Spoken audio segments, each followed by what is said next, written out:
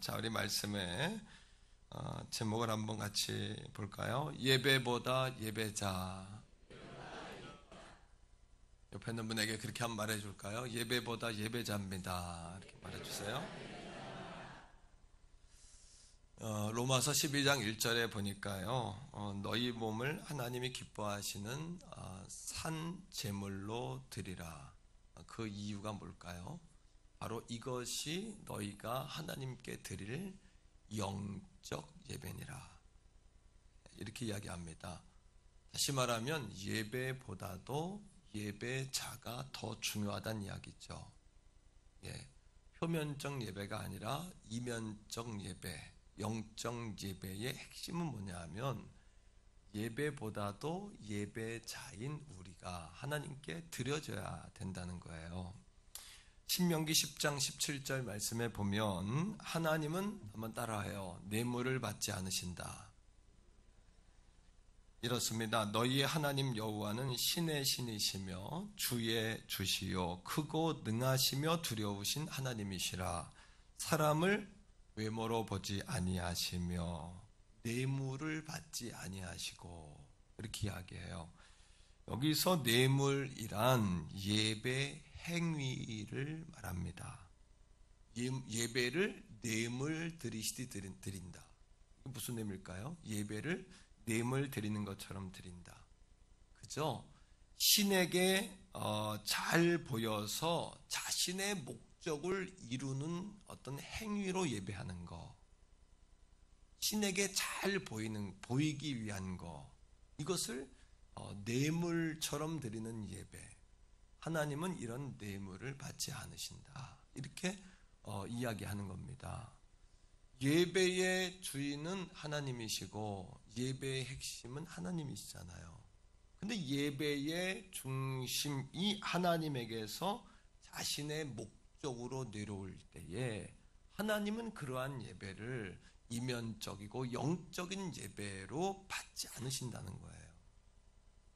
사랑하는 성도 여러분, 그렇다면 여러분은 오늘 누구를 위한 예배를 드리십니까? 누구를 위한 예배? 주님이십니까? 아니면 여러분 자신입니까? 자, 제가 이 차이를 말씀드릴게요. 성경에는 두 가지 예배를 소개합니다. 하나는 엘리 제사장의 아들들이었던 흠니와 비느하스의 예배예요.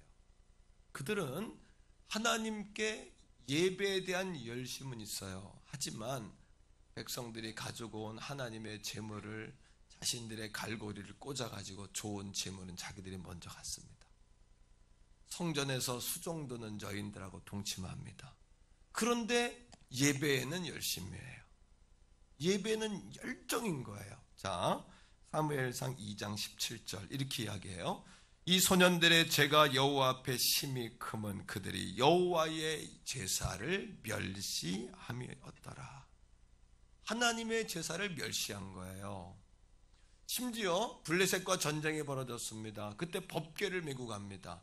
법궤를 메고 가는 이유는 뭐냐 하면 하나님의 임재에 대한 고백이 없이 법궤가 자신들을 지킨다고 생각했어요. 이런 거예요. 하나님의 말씀의 능력은 도무지 경험하지 못하는데 이 성경이 중요하다고 생각하는 겁니다. 성경책이 나를 지켜준다. 종종 저도 과거에 그런 경험이 있어요. 뭐냐 하면 막 두렵고 그럴 때 머리 곁에 뭐를 놓고 잡니까? 성경책이 우리를 지켜주는 건 아닌데 마음에 그것이 위로가 되긴 하죠. 하지만 이 말씀이 우리를 구원하는 거죠. 말씀이 우리를 살리는 거죠. 바로 그 얘기입니다. 성경책보다 말씀입니다. 예배보다 예배자입니다. 심지어 어떤 성도님은 잠이 안 오고 불면증이 오니까 그렇게 내가 권면하는 걸 들었어요. 옆에 성경책을 놔봐. 그래도 안 돼. 성경책을 베고 자면 잠이 잘 와. 흔히 우리가 겪는 여러분 실수가 에피소드 아닙니까? 그런 겁니다. 법궤를 메고 나갔는데 법궤 하나님에 대한 신앙의 고백은 없어요. 그런데 법궤만 메고 나간 겁니다. 법궤가 자신들을 지켜준다고 생각한 겁니다. 그 전쟁에서 블레셋과의 전쟁에서 흠니와 비느하스는 죽었고요. 법궤는 블레셋에 뺏겼고요. 엘리 제사장은 그 소식을 듣고 넘어져 목이 부러져 죽었고요. 하나님의 영광은 엘리 제사장의 가문에서 떠났음을 아셔야 돼요. 그러니까 여러분, 오늘 이 아침에 우리의 예배가 누구를 위한 예배냐는 거예요. 또 한 가지 예배를 소개할게요. 욥이라는 사람을 잘 아시죠? 동방의 의인입니다. 늘 성결했습니다. 하나님이 인정할 만한 사람입니다. 욥기 1장에 보니까 욥의 아들들이 생일마다 잔치를 벌여요. 그때 성경은 아주 묘한 뉘앙스를 담습니다. 그들의 누이들을 불렀더라. 잔치 때마다 누이를 불러요. 그리고 먹고 마십니다. 그리고 잔치가 끝나면 욥이 항상 하는 게 있어요. 뭘 했습니까?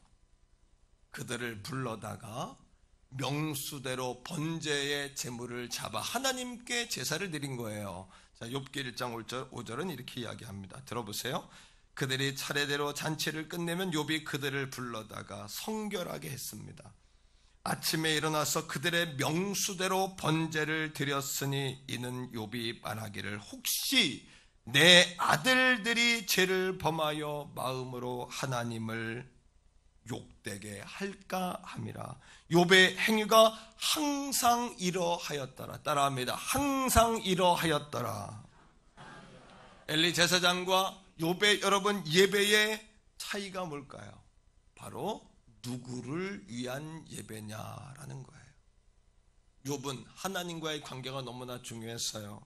욥에게 있어서는 자식들보다도 자식들이 하나님께 버림받을까봐 하나님의 관계, 하나님을 두렵게 여겼어요. 하나님을 예배했던 거예요. 반대로 엘리는요, 자식들을 야단치고 바르게 가리키면 자식들이 떠날까봐 두려웠어요. 자식들의 반항이 두려웠어요. 하나님이 아니라 자식을 예배한 거였어요.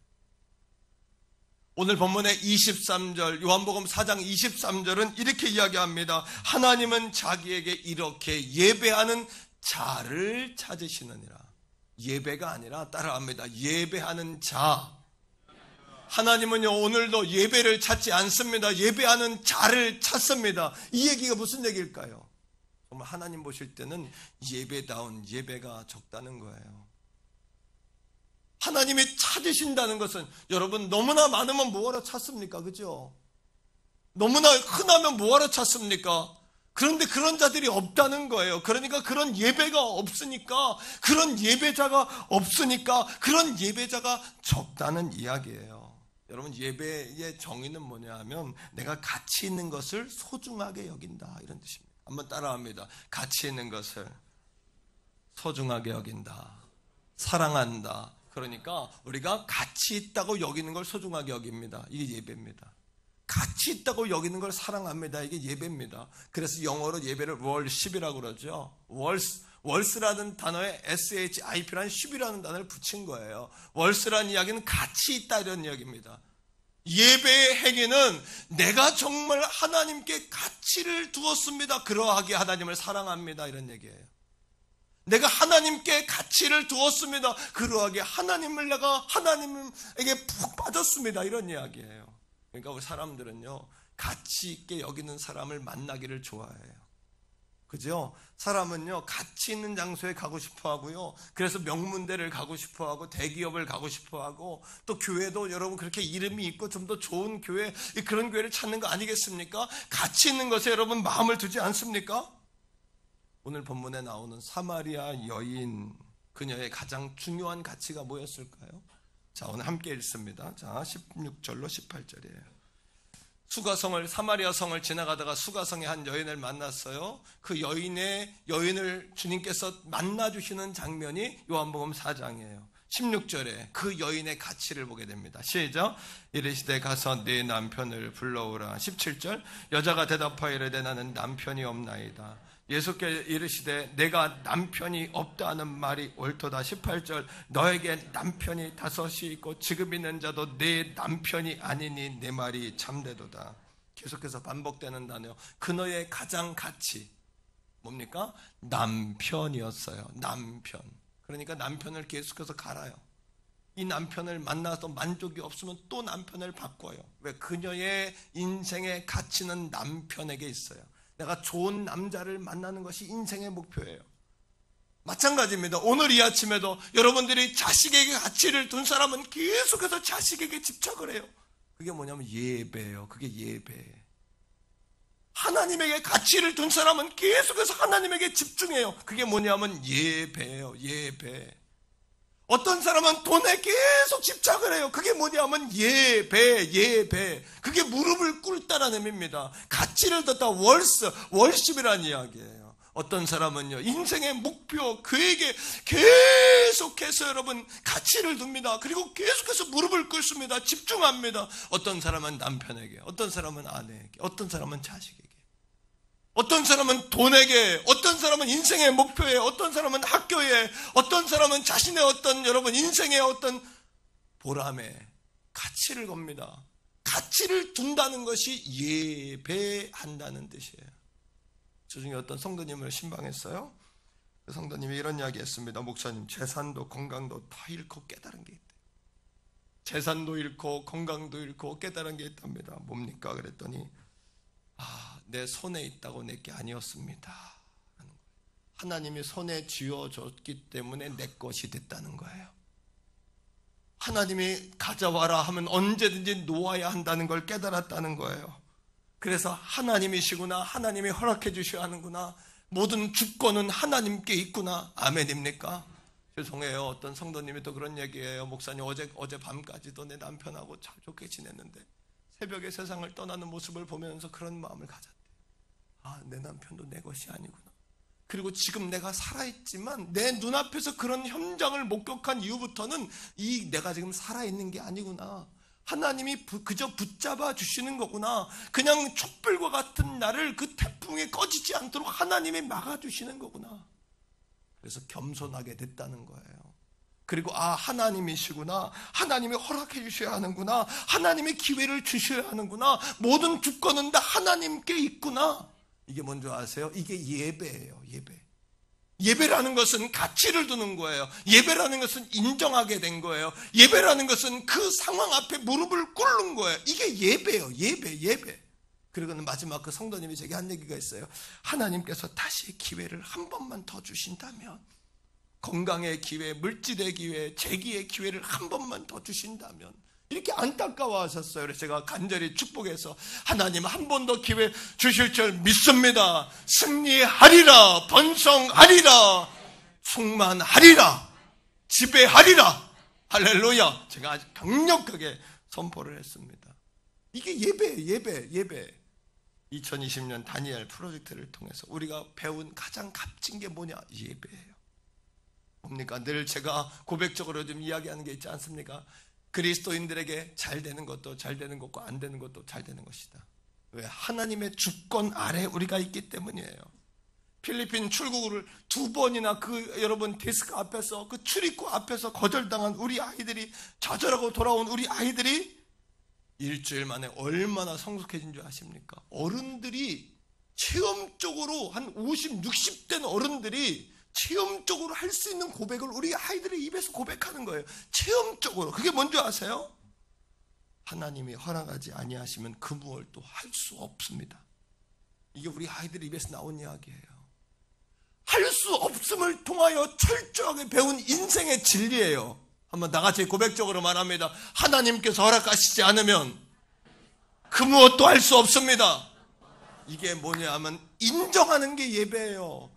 가치를 두는 게 예배고, 고백하는 게 예배고, 인정하는 게 예배예요. 하나님 인정입니다. 하나님 인정입니다. 하나님의 주권을 인정합니다. 그리고 그 아이들의 입에서 이런 고백이 나와요. 그래서 우리는 하나님의 주권 앞에서 아무 말도 할 수 없게 되었다는 거예요. 어린 아이들의 입에서 50, 60쯤 되어서 나올 만한, 아니요, 인생을 끝날 때까지 이런 고백 못하는 사람 많아요. 자기 마음대로 할 수 있다고 생각하는 사람, 그래서 불행한 사람, 자기 마음대로 안 되는 게 분노하는 사람, 그래서 상대방을 괴롭히고 자기를 끊임없이 괴롭히는 사람, 정신적으로 환경적으로 병들어 있는 사람, 이런 사람들이 얼마나 많습니까? 끝까지 하나님을 인정하지 않는 사람. 근데 우리 아이들이 20대 초반, 10대 후반에 하나님의 주권이 아니면 할 수 없다는 것을 깨닫고 체험적으로 고백하게 된 거예요. 그 다니엘 가운데 하나이가 쓴 편지글을 제가 여러분들에게 소개할게요. 모든 환경이 완벽하게 준비되어 진행되었어도 하나님께서 허락하지 아니하시면 불가능하다는 것을 깨달았다. 항상 풍족하게 살아왔고 모든 것이 가능하다는 생각으로 살았지만 이젠 생각이 달라졌다. 이 아이는 사람들이 간증을 할 때마다 속으로 웃었대요. 자기들이 능력이 없어서 안 되는 거지, 뭐 하나님이 도와줘도 돼, 이런 여러분 비웃는 마음이 있었다는 거예요. 그런데 확실히 깨달았대요. 하나님께서 허락하지 아니하시면 모든 것이 불가능하다. 하나님의 주권이 무엇인지 깨닫게 되었다. 이게 20살짜리 아이 입에서 나온 놀라운 신앙의 고백이에요. 오늘 사랑하는 성도 여러분, 하나님이 허락하시지 아니하면 그 무엇도 할 수가 없는 거예요. 제가 볼 때 고백이 들 되시는 것 같아요. 한 번 더 세게 해봐요. 하나님이 허락하시지 아니하면 그 무엇도 할 수가 없습니다. 하나님이 하시고자 하면 무엇이든 하실 수 있습니다. 인정입니다. 인정입니다. 이게 예배란 말이에요. 이게 예배. 오늘 23절 말씀에서 하나님은 하나님 앞에 아버지께 이렇게 예배하는 자를 찾으신다라고 했는데, 어떻게 예배하는 자?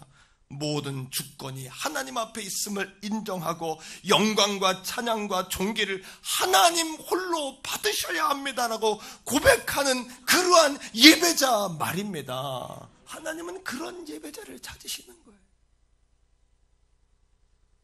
그러나 오늘 이 아침에도 하나님, 목사님, 나의 예배는 여전히 감동이 없습니다 하는 분도 계시죠. 따라합니다. 예배보다 예배자, 예배에서 감동을 찾으려고 하기 때문이에요. 하나님은 예배자인 우리를 바라보고 계시는데 우리는 예배에서 감동을 찾으려고 하기 때문에. 자, 오늘 이 수가성의 여인은 계속해서 예배자가 아닌 예배에 멈춰 있음을 보게 돼요. 오늘 이 여인은요, 이 여인을 통해 이스라엘 백성들, 오늘 이 아침에 우리의 모습을 봅니다. 뭡니까? 우리는 오늘도 여러분 자신이 아니라 예배라고 생각해요. 여러분 자신 예배를 통해 하나님을 만나야 된다고 생각하지 않고, 내 마음을 주님 앞에 내어 놓아야 된다고 생각하지 않고, 오늘도 나를 산 제물로 하나님 앞에 드려야 된다고 생각하지 않고, 내가 죽어야 성령님이 왕성하게 일하실 수 있다고 생각하지 않고, 아직도 보여주는 거, 표면적인 거, 거기에 머물러 있는 거예요. 그러니 메마를 수밖에 없어요. 그렇게 신앙생활을 하니 아무리 노력해도, 아니 노력하면 노력할수록 지치는 거예요. 왜? 길을 잘못 든 거예요. 잘못 배운 거예요. 잘못 시작하고 있는 거예요. 원리를 모르고 답을 찾는 거예요. 공식을 모르고 답을 찾는 것과 똑같아요. 자, 말씀 속에서 봐요. 21절 다 같이 읽습니다. 자, 20절부터 읽읍시다. 시작. 우리 조상들은 이 산에서 예배하였는데 당신들의 말은 예배할 곳이 예루살렘에 있다 하더이다. 보세요. 이 여인은, 하나님은 예배자라고 말씀하시는데, 하나님은 너다, 너 이렇게 말씀하시는데, 오늘 이 아침에도요, 이 여인은 오늘도 예배를 찾고 있어요. 어디서? 장소. 이 산입니까? 예루살렘 성입니까? 장소를 찾고 있어요. 자, 21절이에요. 그러면 답을 못 찾아요. 자, 21절 시작. 예수께서 이르시되 여자여 내 말을 믿으라. 보세요. 이 산에서도 말고 예루살렘에서도 말고 너희가 아버지께 예배할 때가 이르리라. 할렐루야. 예배 시간이 아니에요. 장소가 아니에요. 이 예배에 감동이 없어요. 예배에 내가 은혜가 없어요. 하나님은 우리에게 예배라고 말씀하지 않으세요.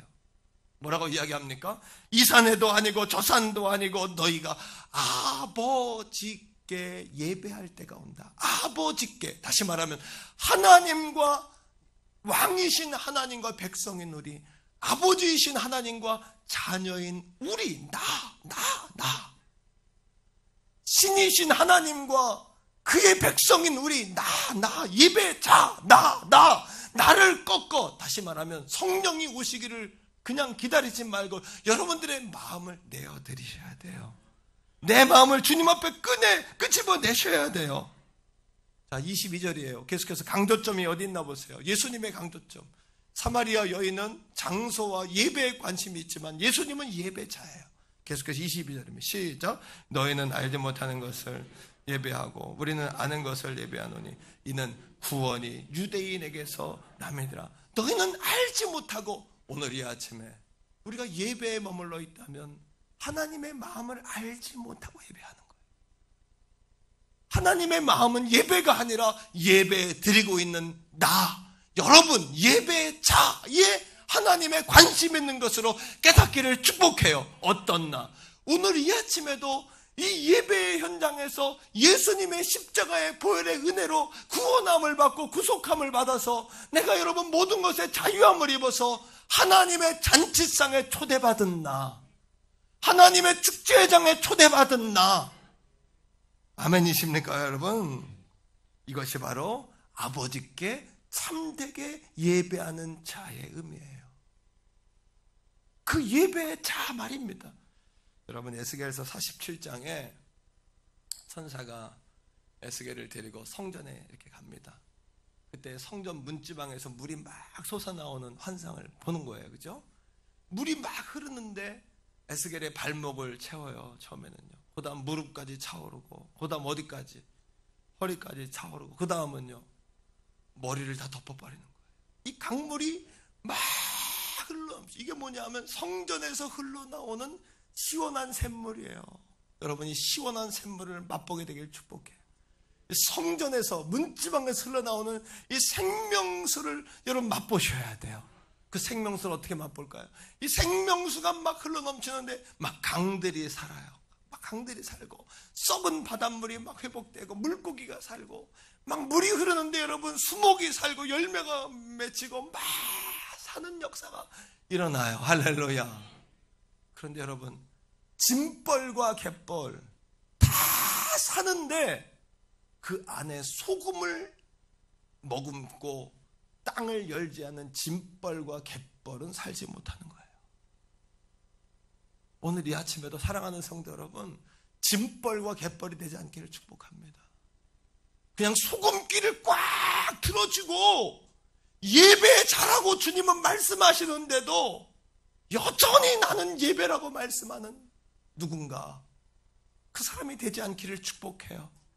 이거예요. 막 성전에서 여러분 생수가 흘러넘치는데 사람들의 눈에 볼 때에는 어디에서요? 성전 문지방에서 나오는 거예요. 그래서 사람들은 오늘도 뭐만 보는 거예요? 성전 문지방에만 가는 거예요. 왜? 생수가 거기서 나오니까. 성전 문지방만 넘나드는 거예요. 왜? 거기서 생수가 나오니까. 그런데 에스겔서 40장 12절은 이렇게 이야기합니다. 생명수가 따라합니다. 성소를 통해 나오더라. 눈에 보이는 거는 문지방이에요. 눈에 보이는 건 예배예요, 예배. 하지만 여러분, 그 생명수가 어디에서부터 나오냐면 성소, 하나님으로부터 그 생명수가 나와 문지방을 통해 나올 뿐이에요. 오늘 이 아침에도 사랑하는 성도들은 문지방을 넘어 은혜의 보좌 앞까지 들어가기를 주의 이름으로 축복해요. 그러니까 여러분, 눈에 보이는 거, 표면적 그리스도인들은 예배, 내가 참석한 거, 뇌물처럼 예배를 드리고 하나님 앞에 그렇게 살아가는 거예요. 이런 신앙에 대해 이사야서 1장 12절은 이렇게 이야기합니다. 자, 들어보세요. 이렇게 이야기해요. 너희가 내 앞에 보이러 오니. 보이러 온다는 겁니다. 계속해서요. 이것을 누가 너희에게 요구하였느냐? 내 마당만 밟을 뿐이니라. 보이는 예배, 성전 문지방만 넘는 예배, 마당만 넘는 예배, 마당만 밟는 예배. 그러니 우리의 신앙이 기름질 이유가 없죠. 날마다 목마르고 메마른 거죠. 감동이 없는 거죠. 다시 한번 따라합니다. 예배보다도 예배자, 예배보다도 예배자. 하나님은 오늘도 우리가 하나님이 기뻐하시는 거룩한 산제물로 하나님 앞에 드려지기를 간절히 원합니다. 이것이 하나님 앞에 드려질 영적인 예배인 줄로 믿습니다. 이것이 하나님 앞에 하나님이 원하시는 영적인 예배인 줄로 믿습니다. 오늘도 여러분 자신을 드리게 되기를 축복합니다. 보이러 오는 것이 아니고, 표면적으로 예배하러 오는 것이 아니고, 성전 문지방만 넘고 가는 것이 아니고, 마당만 밟고 가는 것이 아니고, 하나님을 만나는 예배, 하나님을 경험하는 예배, 나를 제물로 드리는 예배 말입니다. 24절은 이렇게 이야기해요. 다 같이 24절. 자, 시작. 하나님은 영이시니 예배하는 자가 영과 진리로 예배할지니라. 여기에서 강조점도 뭐냐면 예배가 아니고 예배자예요. 하나님 오늘 우리에게 관심이 있으세요. 자, 어떤 자, 어떻게 예배하는 자, 영과 진리라고 이야기해요. 이 의미는 뭐냐 하면 성령 예수 십자가의 보혈로 우리가 구원을 받았어요. 그렇게 믿으면 아멘 합시다. 자, 구원을 받았어요. 예수 십자가의 보혈로 구원을 받으면 그 다음에 성령을 선물로 받아요. 성령이 찾아오셔요. 할렐루야. 그러니 예배는 하나님께 구원받은 백성들이 드리는 특권이에요. 그 안에서 누리는 참 생명이에요. 그 안에서 맛보는 시원한 생수예요. 흘러넘치는 생명수예요. 이 생명수를 경험하면 다 살아나는 거예요. 자, 성령이 오셨어요. 성령이 오셔서 하는 일이 두 가지예요. 하나는 뭐냐 하면 성령은 오셔서 이 예배 가운데 우리를 붙잡아 주시고 예배 가운데 우리에게 말씀하세요. 하나님의 음성을 말씀하세요.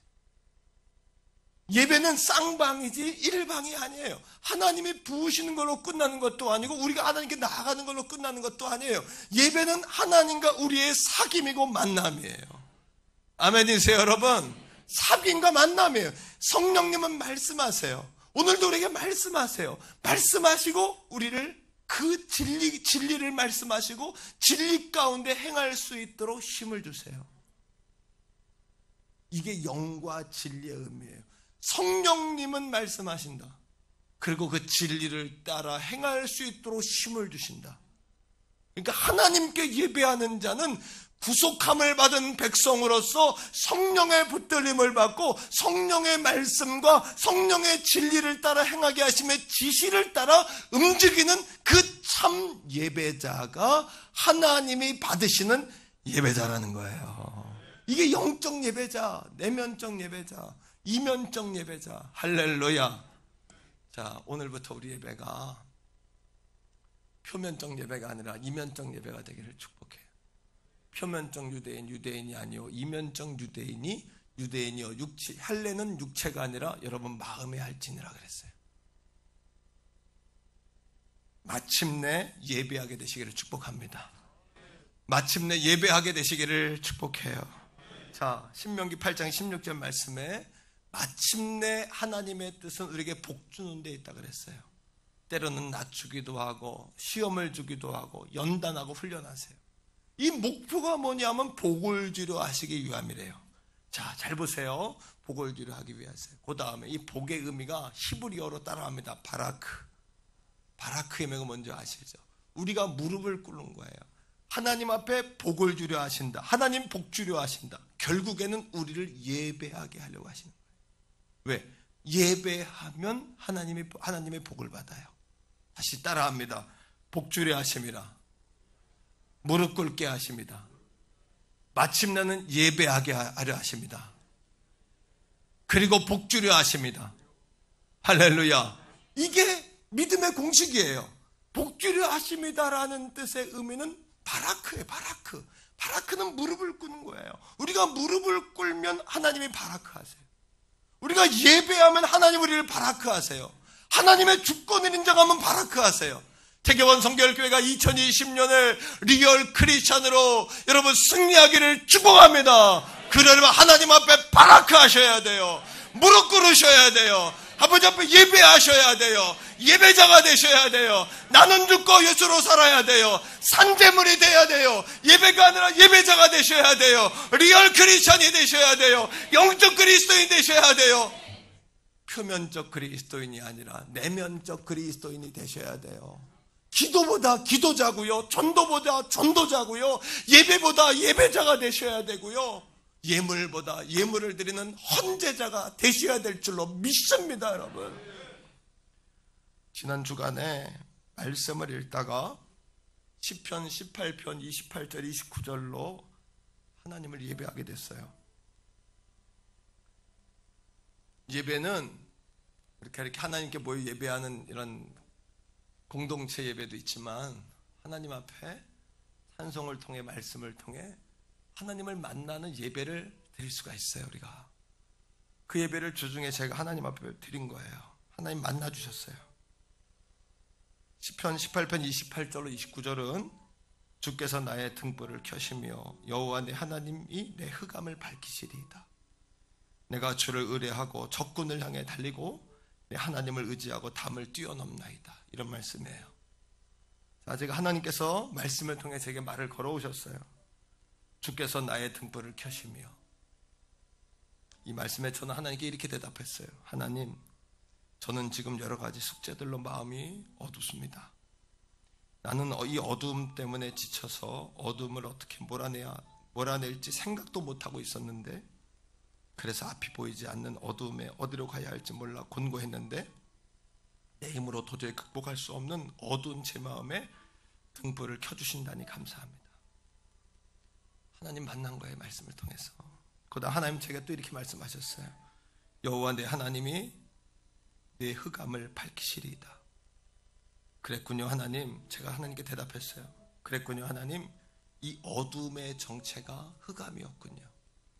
어둠의 역사. 환난은 누구나 당할 수 있지만 이게 어둠으로 오면 마귀가 역사한 틈이 돼요. 마귀는 그걸 노리고 있는 거예요, 순간. 그러니까 하나님께 제가 고백했어요. 언제나 흑암의 권세는 기회를 엿보다가 하나님으로부터 나를 빼앗으려 합니다. 그리고 흑암으로부터 내 안에 있는 하나님을 가리워, 흑암으로 내 안에 있는 하나님을 가리워 잘 보이지 않게 합니다. 그래서 자꾸 기분이 나빠지고 기분이 다운되고 불안해지고 분명한 결정을 내리지 못하게 합니다. 그러면 내 마음이 혼란 가운데 방황하게 됩니다. 그런데 내 안에 등불을 켜서 환하게 비춰주시고 내 안에 계신 하나님을 보게 하시니 감사합니다.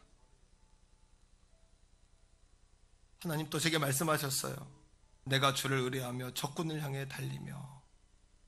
하나님, 이제 하나님이 내 눈에 보이기 시작하니 용기가 납니다. 내 눈이 하나님에게서 멀어지지 않게 해주세요.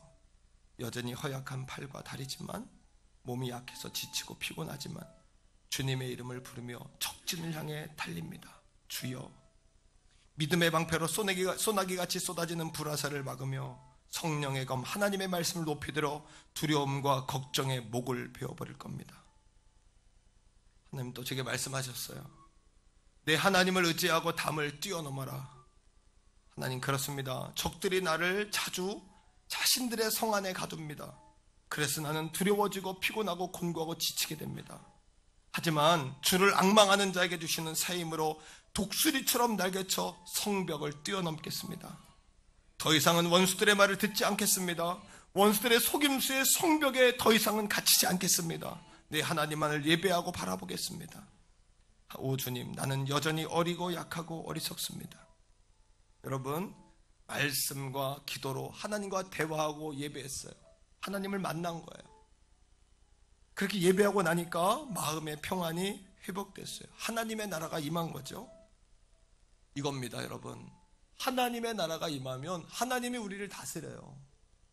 그렇게 되려면 우리의 마음을 내어드리셔야 돼요. 마음은 감추고 있으면서 성령님 오시라고, 성령님 나를 도와달라고 하면 성령님이 도와드릴 수가 없어요. 여러분들의 마음을 하나님께 내어드리셔야 돼요. 그러면 하나님의 나라가 임해서 하나님이 통치하고 어둠과 마귀와 곤고와 곤란과 환난의 목을 하나님의 능력으로 베어버리실 거예요. 아니, 하나님의 통치가 임하면 어둠의 권세는 당연히 떠나가는 것이에요. 사랑하는 성도 여러분, 우리의 인생을 2020년을 하나님께 내어드리세요. 여전히 쥐고 있으면서, 여러분의 자식과 교회와 인생을 여전히 쥐고 있으면서 하나님 통치해달라고 하나님 하실 수가 없어요. 여러분이 이미 왕노릇하고 있기 때문에. 여러분의 사업도 하나님께 내어드리세요. 하나님의 권세로 어둠과 두려움을 쫓아버리실 거예요. 하나님은 왕이십니다. 하나님은 저와 여러분의 주인이십니다. 우리가 말하기 너무나 힘들고 어려운 고백이지만 하나님은 감히 우리의 아버지세요. 만일에 우리 아이가, 초등학교 다닐 아이가 학교에서 왕따를 당하거나 친구들에게 무시를 당하거나 매맞고 돌아왔다고 생각합시다. 그런데 그 아이가 친구들에게 전혀 반항도 하지 못하고 그걸 숨기고 살아간다고 생각해 보세요. 엄마인 여러분이 알았다고 칩시다. 아버지인 여러분이 알았다고 칩시다. 여러분들의 마음이 어떻겠습니까? 맞고 온 아이, 그러면서 전혀 반항하지 못하고 자기가 맞고 있다고 전혀 저항하지 못하고 돌아온 아이. 어쩌면 여러분들의 모습이 우리 주님 보실 때 똑같아요. 세상에서 터지고 학대당하고 왕따 당하고 그리고 비참하게 살면서도 그게 옳은 삶이 아니라고, 난 그런 삶을 살고 싶지 않다고 전혀 말하지 못하는 저와 여러분 말입니다. 아버지는 우리를 도와주실 수 있어요. 아버지에게 의논하면 답이 있잖아요. 근데 아버지에게 말하지 않잖아요. 부모인 여러분들이 볼 때 얼마나 이게 안타까운 일입니까? 속상한 일입니까? 당장 아마 여러분들 알게 되면 학교로 쫓아갈걸요? 당장 선생님에게 따지지 않겠습니까? 여러분의 아이를 괴롭힌 거 부모를 찾아가 따지지 않겠어요? 항의하지 않겠어요? 하나님이 우리를 괴롭힌 마귀에게 쫓아가 항의한 정도가 아니라 마귀의 목을 치실 거예요. 마귀의 심장을 찌르실 거예요. 예수님의 보혈로 마귀를 녹여버리실 거란 말이에요. 할렐루야. 우리가 마귀가 만들어 놓은 성 안에 갇힐 때가 많아요. 그런데 여러분, 그거 기억하세요. 우리에게는 그 성벽을 뛰어넘을 날개가 있다는 사실이에요. 그걸 왜 모르고 사십니까? Sworn wings라고 독수리 날개치며 올라갈 것이라고 약속하셨잖아요. 오늘 이 아침 참 예배가 되기 원한다면 여러분을 죽이셔야 돼요. 성령의 검으로 영적인 심장을 찔러 여러분 자신이 주님 앞에 피 흘리며 죽으셔야 돼요. 나는 없습니다, 주님. 나는 없습니다. 나를 내어드립니다. 내 인생을 내어드립니다. 안됨을 통하여 우리 아이들이 배웠던 절대 주권, 하나님이 열지 않으면 안 되는구나. 물질도 환경도 다 준비됐지만 하나님이 마지막에 열어주시지 아니하면 안 되는구나를 배우고 돌아온 우리 아이들처럼 말입니다. 오늘 이 아침에 사랑하는 성도 여러분, 눈에 보이는 문지방만 넘었다 들어오시지 마세요. 마당만 밟고 가지 마세요. 담대하게 하나님이 계시는 성소 휘장을 열고, 이젠 우리가 죽지 않아요. 예수님의 보혈로 우리가 담대함을 입었잖아요. 거듭나고 구원받았잖아요. 그 담대하게 그 창막을 열고 그 안으로 들어가 하나님 면전 앞으로 서는 거예요. 아버지, 내가 왔어요. 아버지, 내가 매맞고 왔어요. 아버지, 내가 비참하게 어렵고 힘든 가운데 왔지만 하나님이 내 아버지시니까 나는 하나님밖에 말할 대상이 없어요. 하나님밖에 말할 대상이 없어요. 사람들은 내가 말하면 판단하고 비웃지만 긍휼이 많으시고 은혜가 많으신 아버지 하나님은 결코 나를 괄세하지 아니하시니 하나님밖에 없어요. 아직도 예배입니까? 예배자입니다. 접니다. 여러분입니다. 2020년 우리를 갈아 우리를 녹여 하나님 앞에 드립시다. 하나님께 내어 드립시다. 우리를 내어 맡깁시다. 그리고 여러분의 자녀 아므람과 요게벳처럼 모세를 갈대상자에 담아 나일강에 띄웠던 그 아므람과 요게벳처럼 우리의 자녀들을 하나님께 띄워 드립시다. 여러분들의 생업도 띄워 맡깁시다. 우리 다 올려 드립시다. 할렐루야. 이 시간에 기도할 마음이 있죠. 하나님 그 아버지 앞에 면전 앞에 서서 부르짖을 이유가 생겼죠. 부르짖을 여러분 용기가 생기셨죠. 그겁니다. 우리 주여 한번 부르고 우리가 지금 부르는 주님 아버지 내가 왔어요 하는 마음, 그리고 하나님 내가 맘에 맞고 왔어요. 상처받고 왔어요. 상 찢기고 왔어요. 내가 짓밟히고 왔어요. 하나님 아버지 나를 도와주세요. 나를 돌봐주세요. 나를 기억해주세요 하는 마음으로 주여 한번 부르고 기도합니다.